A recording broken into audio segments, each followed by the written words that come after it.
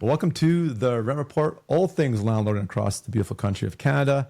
Out on the East Coast, I got my co-host, Hart Togman, CEO and founder of Rent Panda.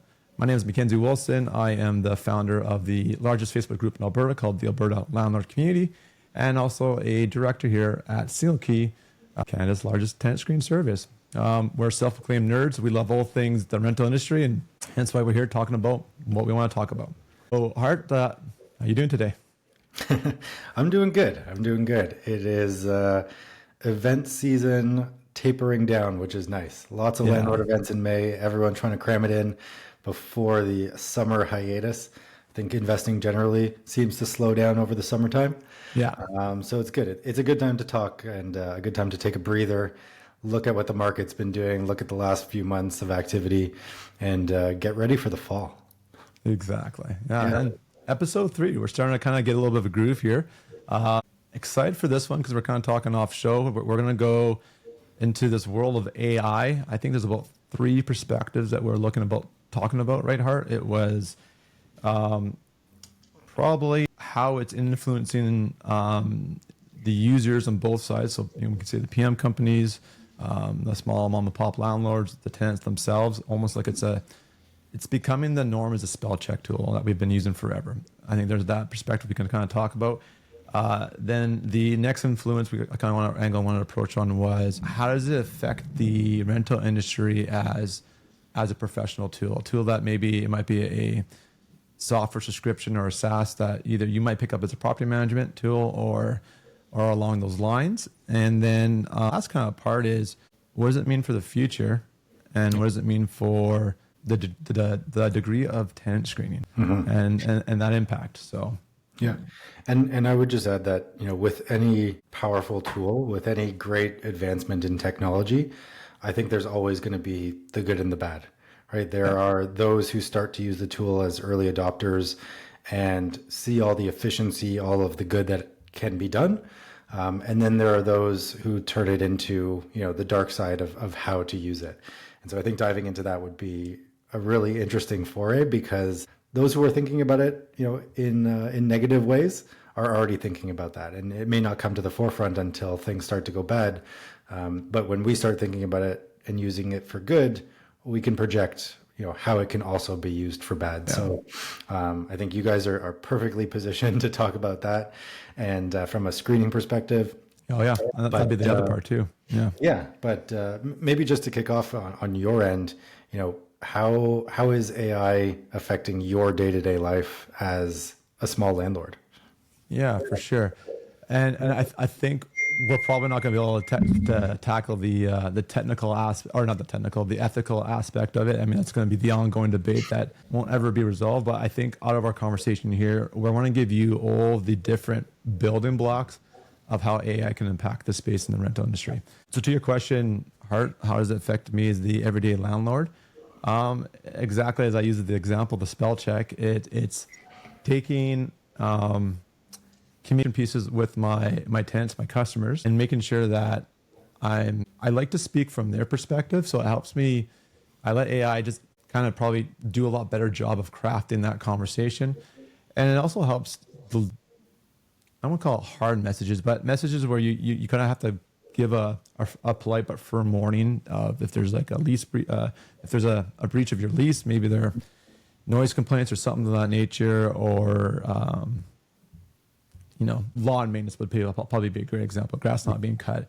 So bringing in typically a welcomable or a kind message, but delivering in a way that is received well. Right. And so in that instance, you've got a duplex. Upstairs is getting into a fight with downstairs, and you got to come in as mediator. And instead of saying, "Hey guys, knock it off," or "I'm going to N5 both of you," you plug that into ChatGPT or another AI-based tool and say, "Here's the situation that I'm dealing with. Upstairs is stomping around late at night. Downstairs has young kids.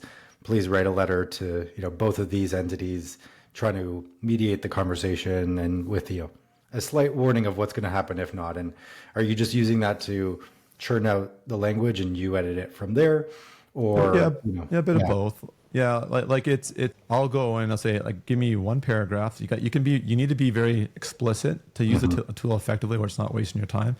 give me one paragraph, or maybe it's 2 or 3 sentences, whatever the length you're looking for. These are the 2 tenants. There's a conflict. Be polite but firm, and here is the consequence. Or so here's like the the rule to break in, as opposed to the RTA, or your, if it's like a rule in your addendums or whatever, that part of the lease, and then talk about the possible outcomes if this behavior continues. Right. Very cool. Yeah. So like that for sure. Yeah. I think the other easy impact too, from an end user perspective and the mom and pop side, and I'm kind of curious from your side, Hart, is from the marketing side. Are you using it to write ads? Do you help it structure a bit better? Like, are you guys doing that right now with AI, or how's that? Yeah, for sure. So, I mean, even before we go into that side, I think there's a really interesting use case with some soft technology for small landlords, or even small property management companies or large property management companies on the spell check side. So the really cool thing that we're seeing is, instead of having to decipher what the issue actually is, we've got a system where it tracks emails. And even in Gmail, right, you've got an email thread. And so if you've got email threads coming through from 2 different tenant sides, and those are aligned to a specific unit, our property management software will actually collect all that information and create an email draft just based on the information. So it's like a super quick summary of, maybe if you're to, you're dealing with a dispute between two neighboring units or something, you've got maybe a dozen emails back and forth that are probably some quite lengthy. Yep. And you need to do a quick summary to do a response back. That just makes your speed and time to respond much quicker, because it's auto summarizing, and obviously you might do some corrections, but it's at least giving you the basic bones of the email. Yeah. And it's actually, there's no prompt that you need. And a lot of people are scared of how to prompt ChatGPT, for instance. Yeah. And so these AI engines will actually just read through the emails and create the email for you. You want to go in there and edit it, obviously, but there's no prompt required. Right. So it's auto pulling all the information that it can gather from these emails. It can also pull information in from your lease, which is really cool, and actually understand the RTA in a very basic form. And that is really cool. The email. So that's kind of the progression that we've seen with the spell check notion of, just responding to emails or crafting language around an email, and it'll actually kind of decipher the situation and craft a response for you. But then to your question, on the marketing side, I think this is something that, as soon as ChatGPT came to the forefront, real estate agents were using it to kind of, create the big flowery language. And, here's a tiny little 3-bedroom house in downtown Toronto, write me a rental listing for it, right? That's kind of like the absolute low hanging fruit. But from a marketing perspective, I think there's an opportunity now, especially with the latest advancements in a lot of these AI engines, to actually have the work done for you in trying to evaluate pricing, tenant profiles, marketing aspects of your property that will be interesting to that tenant profile. And there's a lot more information out there that these engines can now scrape, essentially. So instead of going up and saying, hey, I've got a 3-bedroom, here's the key amenities of this, write a rental listing for me, we can actually go through and provide it the address of a property and say, who is likely to be attracted to this 3-bedroom house in downtown Toronto. And we'll ask it for demographics and psychographics and lifestyle elements, and it'll build a tenant avatar, which I think we talked about in a previous episode. But understanding your tenant avatar as a mom and pop landlord is so important.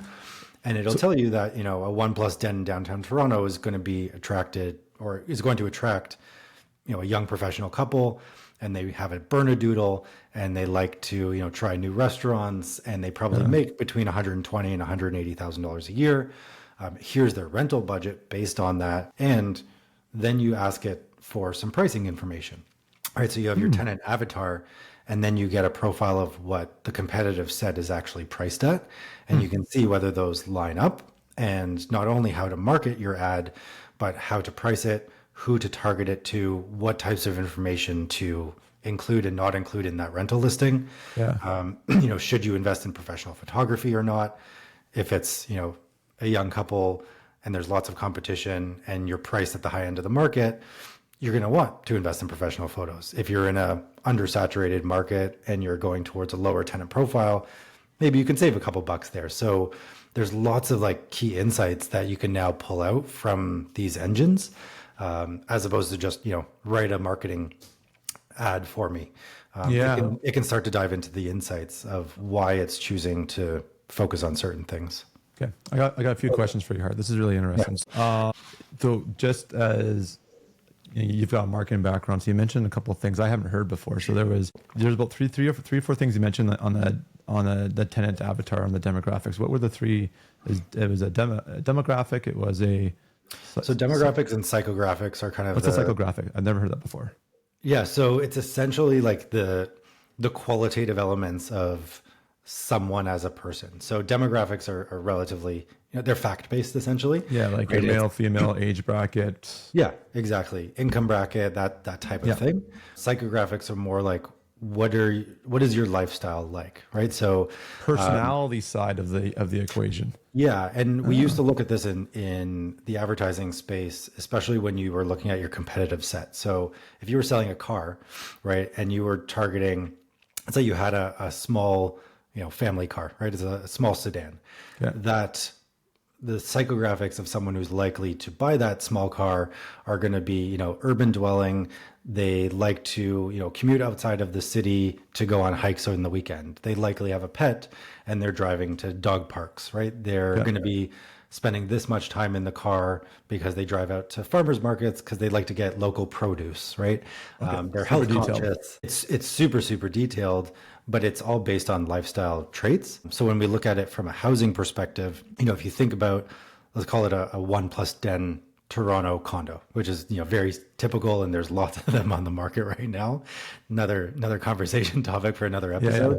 But so we'll get back on the AI train here in a second. Yeah, if you look at the psychographics of a young professional couple, you understand why developers are building, beautiful gyms into their properties, right? So people are spending more time outside of the home, so you can live in a 500 square foot unit, but you want an Equinox level gym in your property because health and fitness is incredibly important. They put dog washing stations in condos now because yes, more people have pets, but more people, are not going to have children, and they look at their pet as their only child versus just like a member of the family. So care for them. They're living in a small apartment too. They don't carry that mess in. Put them elsewhere that they can still fit their lifestyle. Yeah, exactly. Yeah. And what shows do they go see on the weekend? What types of restaurants are they going to eat at? How often are they ordering in versus eating out versus cooking? Totally. So all of these elements are super important when you're a landlord looking. And most landlords, especially mom and pop landlords, and a lot of property management companies will just say like, hey, I want a young family that's going to pay rent and not cause damage. And we're just in an era where that's too broad these days. You need to get more refined. And because people are scared about how to get more refined, they can use AI to build these tenant profiles for them. Okay. So question on that. And the way these AI models work, they're large language models, or LLMs, is the quality of the tool is based on the quality of the data going in. So obviously garbage in will give you garbage out. Yep. So my question to you is, when you're able to pull some of this marketing data that obviously has to be recent and current with the current market conditions, are you guys using a proprietary tool, or is this something that you want to like Toronto based, or what are you using? Because I don't think I have anything like that in Calgary. So in terms of the AI engine, typically we're just going to be using ChatGPT to build tenant profiles essentially. But then our property management software, when it comes to actually communicating with tenants and building out the rental advertising, that's an in-house tool that we've built that utilizes a number of different AI engines essentially. Cool. But so this is a Rent Panda advantage. A little bit, yeah. Cool. But I would say that, it's not an advantage that can't be replicated by those who want to put the work in with something like ChatGPT. You're probably going to need the paid version because you're going to be running a lot of data sequences and hit your daily max essentially. Oh yeah, for sure. But if you're doing it once or twice a year, it's really something where, talking to someone who's done it beforehand, getting a few of these key prompts and getting words like psychographics and lifestyle traits is helpful, but not even necessary, right? Because if you think about a tenant profile or think about yourself, just try and come up with the defining words that can describe your lifestyle, right? And so if you think about where you live, where you work, how much you make, what you like to do on the weekends, what food you like to eat, your interests, your hobbies, your kids and their hobbies, like all of the elements that make up someone as an individual, if you just feed a more general prompt to ChatGPT for those things, it'll spit out, what you're looking for in a tenant avatar. Cool. Yeah. So I would say the first part of this conversation as we talk about the AI then is on the positive side is allowing your marketing to be as targeted as possible. And I think probably a key indicator or key kind of caveat to put here is there's a difference between being very targeted and marketing to a tenant demographic and then flat out saying, which is a kind of a conflict with the Human Rights Act, is saying that you're only looking for a married couple or a family with a young kid. You can't actually negate other people that have the opportunity to go after that property. That's full on. Don't do that. But this is where the nuances and really smart marketing come into play that you've kind of highlighted, Hart, is you guys can put that kind of language in to target that. Going back to that one example of the young working professional with the Labradoodle in downtown Toronto about the dog washing station and all the food places to eat around. Those are the words and kind of the selling points you put into your ad without actually saying that you're only looking for young working professionals. Yeah. And we always kind of relate this back to the advertising world, but you want to attract those who you want and not steer away those you don't want. All of us probably have received ads for Subaru and, Chevrolet and GMC and that. I haven't gotten served an ad for a Ferrari, right? And I don't see Ferrari ads saying no poor people, right? Yeah. You don't see Rolls-Royce ads. You get served the ads that are catered to you and they draw you in and, you're interested in that product, right? Nike is going to advertise to me, Louis Vuitton is not. And so from a rental advertising perspective, you want to advertise to those who you want to attract. And yeah, you're going to have people walk through the door that aren't qualified for that home. I could walk into a Ferrari dealership and pretend like I want it. And, they're going to maybe walk me around and tell me to get out, right? So from a rental perspective, it's just about attracting those who you want and gearing all of your advertising to that tenant avatar who you would ideally like to have. And on the other side, you need to be realistic with who that is and where they are, right? If you want to rent to a young couple who wants to be in an urban core and you've got a 1+ den on the horizon, don't go out and buy a 3-bedroom rural property and then say, I want a young professional who has all of these interests, right? It has to be realistic to what's available in the market. Exactly. And that's the other thing that we do with the AI tool from a marketing perspective. And developers are sometimes using this now where you can actually look at a region and say, I want to target young professionals or young families, right? What type of asset should I be looking to invest in and in what neighborhood in order to attract that person? And it'll start to paint a picture of where you should buy. Or if you are looking at a specific area and a specific asset, you can ask, what type of tenant is going to be attracted to this asset and to build a tenant avatar. So if you're searching for properties and you're looking at that 3-bedroom home in St. Catharines, you can plug in that address, you can give some information about it and say what type of tenant is likely to be attracted to this property. Okay. Yeah. Well, so yeah, this might be maybe a 2-part series at the way we're going here, but yeah. So the marketing side, and I'm going to break this out after we look at the episode. There's a lot of different kind of elements that I see as positives, really, to generally improve communication and getting the right product to the right customer. Yep. So I think that's definitely a huge takeaway.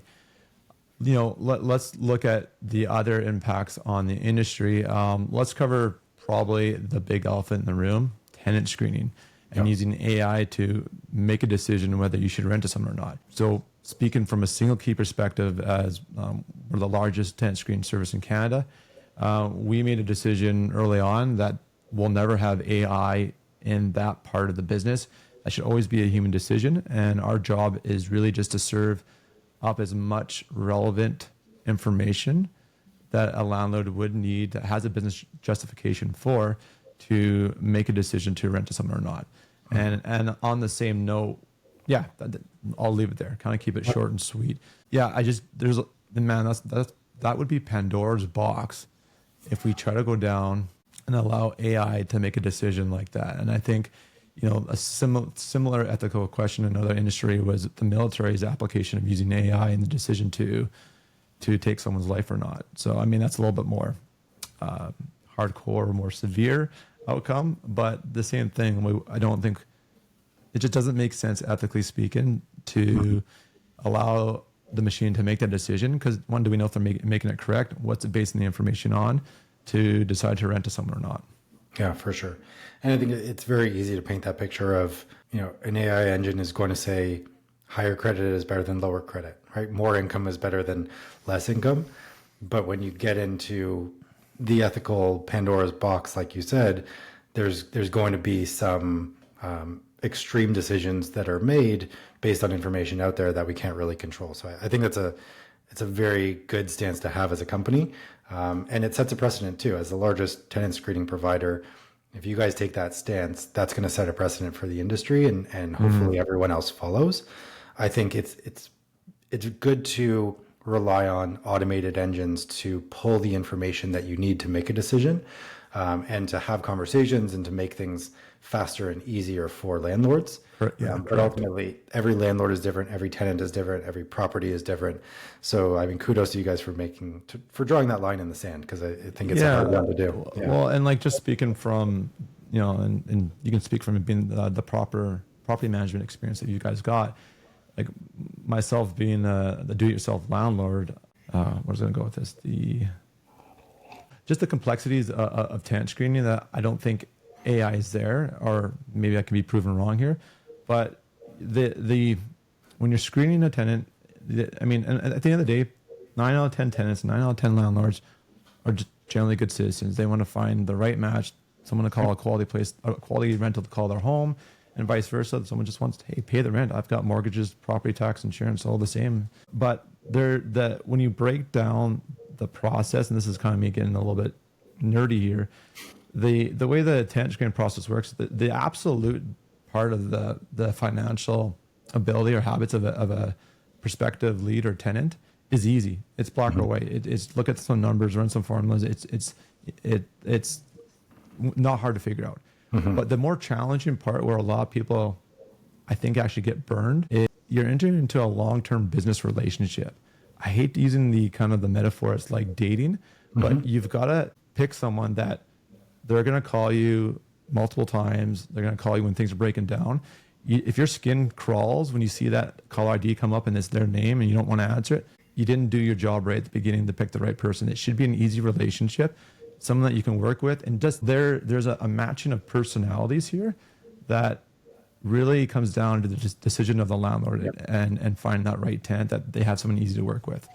Yep. For example, I make sure someone is a little bit tech savvy, can do stuff online, does e-transfers, can take pictures and send me pictures over their phone or email, whatever, if there's an issue.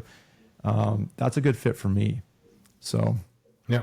And I think that's a perfect example, right? We have landlords who just want to rent to seniors, right? Their motivation is provide housing for seniors. Cool. They're never going to, I hate to say this, but like adopt our software or your software, right? They're doing things old school. They're collecting credit checks by hand. They're signing leases in person. They're adapting to the tenant profile that they want to rent to. Yeah. And, seniors need housing, and with an AI engine in charge, they would probably be discriminated against, right? And in the same way, we have landlords that want to know about everything. They don't want a tenant to change a light bulb. They want to hear from the tenant and they want to go in and change a light bulb or have their management team do it. Other landlords look for people who are handy because they don't want to change furnace filters or change light bulbs or even fix, a leaky tap. They want someone in the house who's going to take care of it like a homeowner. And you talk to two landlords and they have two very different motivations for who's going to be living in their home. And yeah, it's a human element. And I completely agree that it shouldn't be left to, an AI engine to do. I don't see right now the ability for AI to do that. Even if it was, say, technically feasible, there has to be a willingness of both parties to then somehow upload or share their personal traits so the AI can actually make an informed decision. And I don't see that input output that input right now happening, at least accurately. Yeah. And we find also that we have to almost represent tenants as we go through as managers and as leasing specialists, because a lot of people aren't comfortable with navigating the process essentially, Yeah. right? Whether they're new immigrants or new renters or seasoned renters, and the process has changed dramatically over the last 5 years.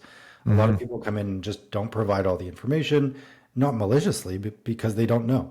Yeah. And so it needs a personal touch. And honestly, when we pivoted Rent Panda from a prop tech to tech-enabled real estate, it was because we made the defining statement that real estate is people business, right? It's people dealing with people, and removing that element is not only not something we foresee happening, but it can be dangerous at times. Yeah. Yeah. Perfect. Well said. Cool. So yeah, so I mean that's kind of how AI should not be involved in with making predictive tenant screening decisions, and that's also reason too. If we have any people listening that have used Single Key over the last couple of years to more recently, you've noticed our credit score or our credit report or tenant reports changed quite a bit. We used to have a scoring system that we've gone away from because we don't want to influence someone else's decision.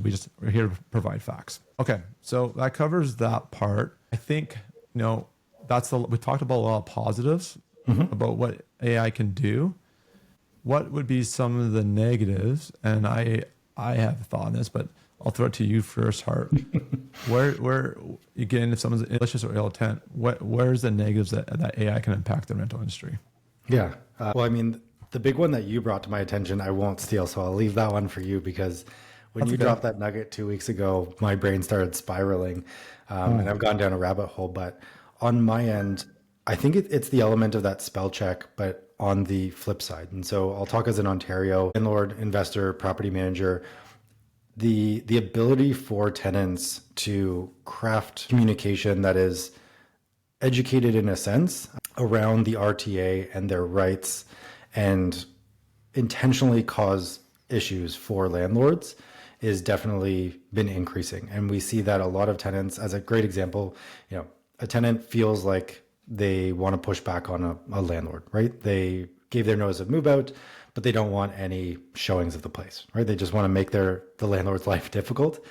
Going in and having, massive emails written by ChatGPT to waste the landlord's time, to throw out legislation and case law that may or may not be true, to essentially be combative for no reason. They can create a lot of distracting noise that, especially, and a good point I want to add in, I'll let you get back to that point, Hart, is our industries are so heavily regulated, as they should be, because we're talking about housing, which comes back to the fundamental basic need of shelter.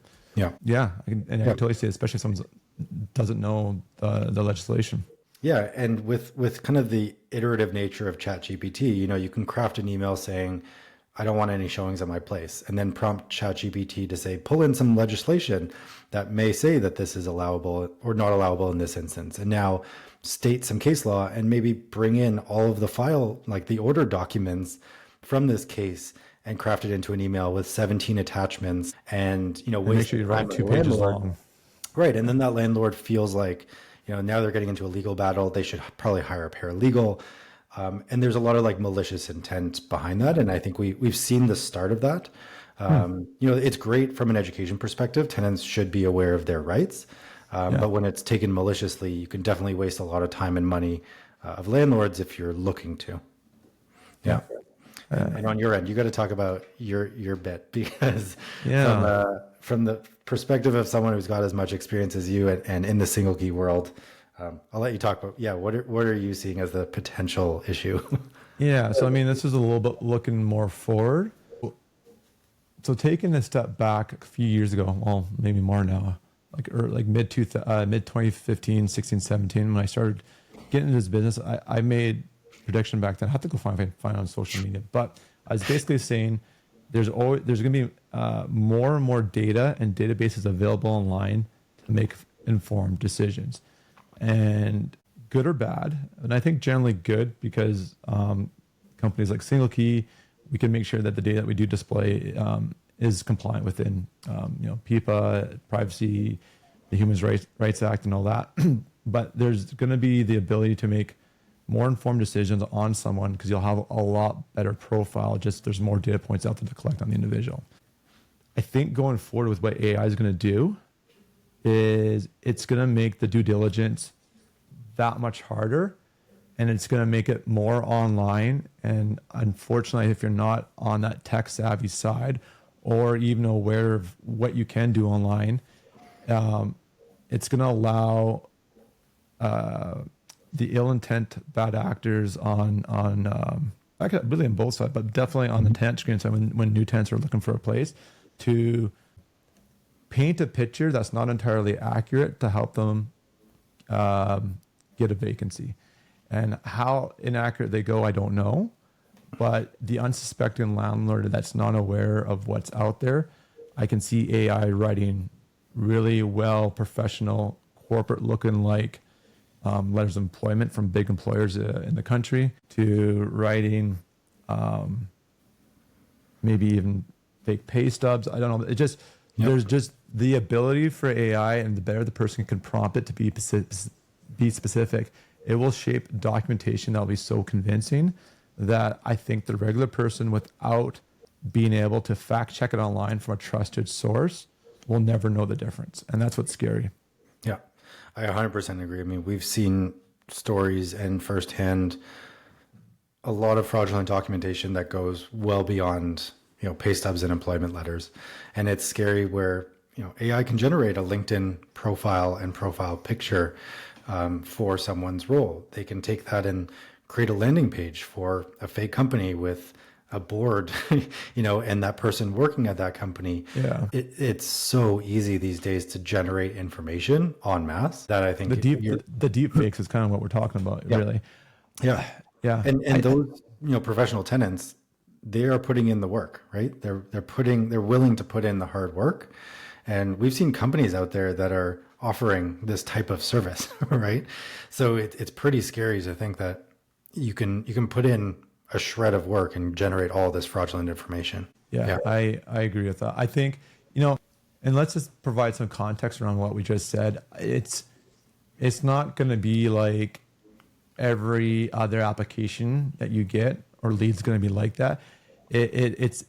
It's that 1 in 10 or 1 in 20 or 1 in 100. It's that small minority of the professional tenants. And I don't use this word sparingly, both professional tenants and slumlords that will take these tools to their only personal gain at the negative effect of everybody else.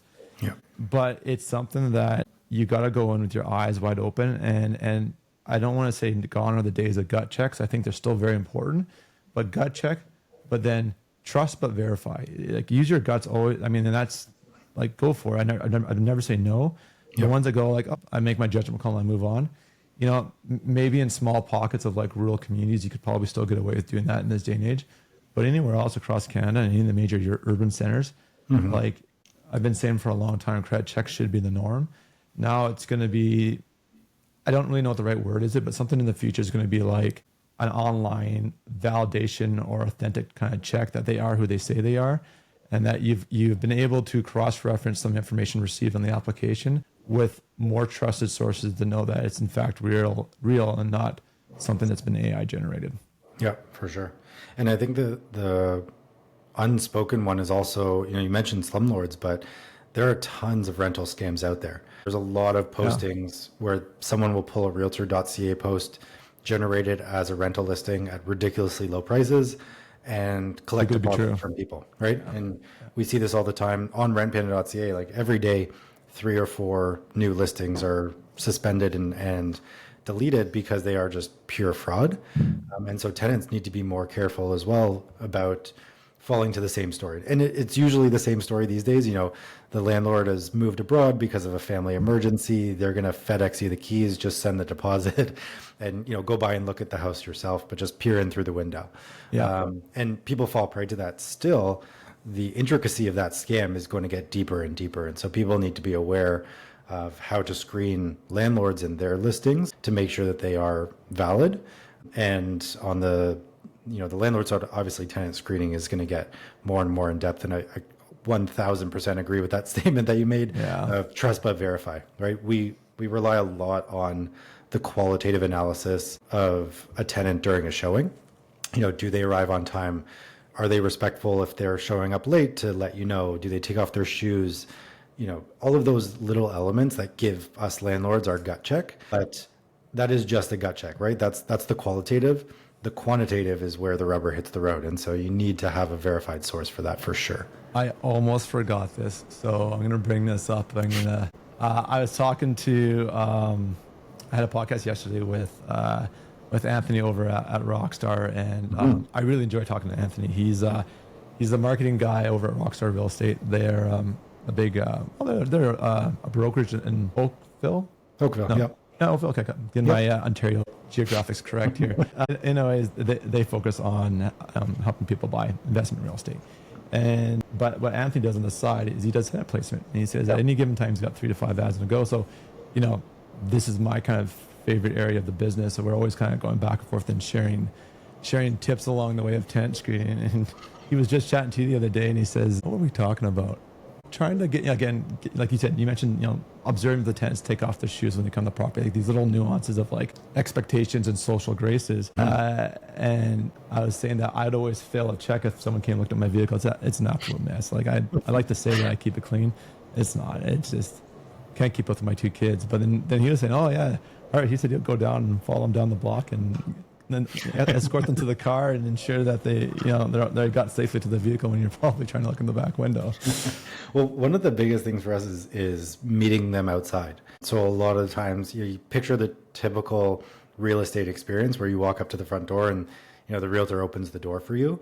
That's a no-no on our team. So even if we have back-to-back showings, we should be going in and out of the property because those social cues are really important. If I take off my shoes, that should prompt you to take off your shoes, right? Without me having to ask you. But at the same time, when we go outside, oftentimes, you look outside and someone's waiting for their showing and they're smoking at the end of the driveway, which again, smokers or not, but if your preference is no smoking or you want that transparency, you get that. You see if people are walking up and they've driven up or taken the bus. Again, if bus routes and access is important to you, you want to make sure you're hitting that demographic. And so all of those little nuances are important. And oftentimes, you hear conversations that you wouldn't otherwise hear. You experience how people also come up to you and greet you. And it's so important. So meeting them outside is kind of a must do within our tenant screening process when we're doing showings. Very cool. It's very much a hand in hand with that curb appeal is that first impression that you're talking about. For sure. Cool. Yeah, for sure. Awesome. Cool. Yeah. We're over time as always. Yeah, we went long this one. Okay. We'll have to wrap up the whole AI and put it in a proper context, but we went over. Yeah. I think the positive of just improving communication and between tenants and landlords, the ability to save time when you're saying of ad building to help landlords really target the right demographic to fit their needs. We've talked about not using AI to make a decision to rent to someone or not. I think that's just a whole ethical grounds that don't go there. We don't do that.